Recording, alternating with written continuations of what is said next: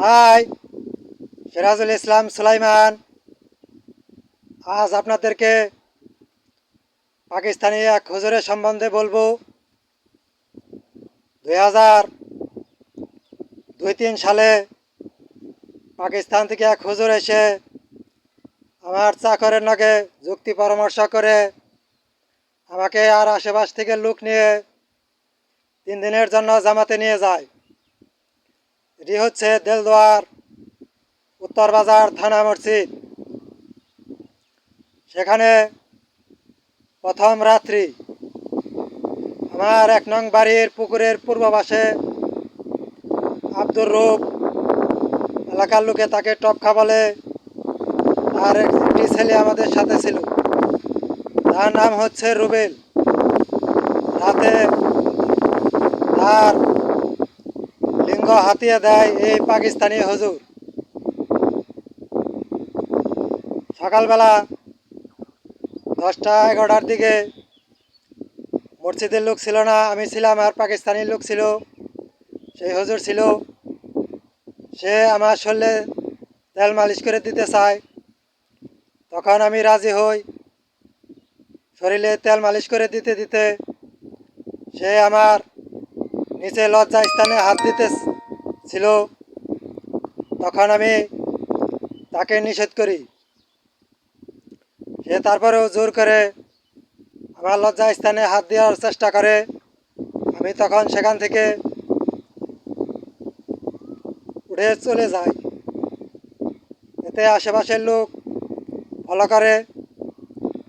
রাতের বেলা আবার সেই আব্দুর রবের ছেলে রুবেলকে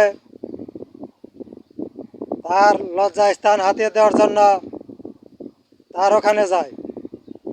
মশারি টাঙানো হয়েছে, তারপরেও নাকি মশা তাড়াতে গিয়েছে। তখন আশেপাশের লোক আগে মসজিদের লোকদেরকে বলেছে যে এই লোকের স্বভাব ভালো না, এই কারণে মসজিদ থেকে তাকে ফলো করে রেখেছে। রাতে যখন সে রুবেলের কাছে যায়, তখন আমার এলাকার লোক তাকে বাধা দেয়, বলে ওর সাথেই করো, ঠিক আছে, ওর কাছে গেছিলে কেন? ও যে তোমার লাথি দিয়ে যে তোমার বিচি গালিয়ে দেয় নাই, তাই তো বেশি। আশেপাশের লোক বিচার দেওয়ার কারণে সে একটু সতর্ক হয়ে যায়। তাহলে বুঝেন, ছোট ছোট বাচ্চাদেরকে তার গার্জেনের কাছে বলে তাকে মসজিদে নেওয়া হয়, তাকে এইভাবে মসজিদে নিয়ে তাকে নষ্ট বানিয়ে দেয়।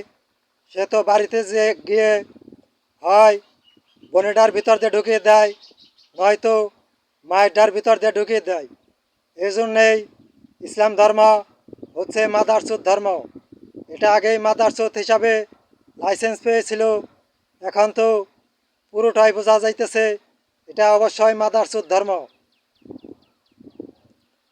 এই রুবেলের পিতা শিয়াল পণ্ডিতকে মুরগি খাওয়াতো, অন্যের হাঁস মুরগি মেরে তারপর এই শিয়াল পণ্ডিতকে খাওয়াতো যাতে আমাকে কামড়ে দেয়। আমি হলাম শিয়াল পণ্ডিতের বন্ধু, বন্ধুকে কামড়ে দেবে। সে একদিন নিজেই শিয়ালের কামড়ে আক্রান্ত হয়। বর্তমানে সে ন্যাংরা, হাসপাতালে অনেক টাকা খরচ করতেছে। 2-3 দিন পর পরই হাসপাতালে তার যাইতে হয়। বিশ্বাস না হলে নিজের চোখে এসে প্রমাণ দেখে যান। এর বাড়ি হচ্ছে আমার 1 নং বাড়ির পুকুরের পূর্ব পাশেই বাড়ি।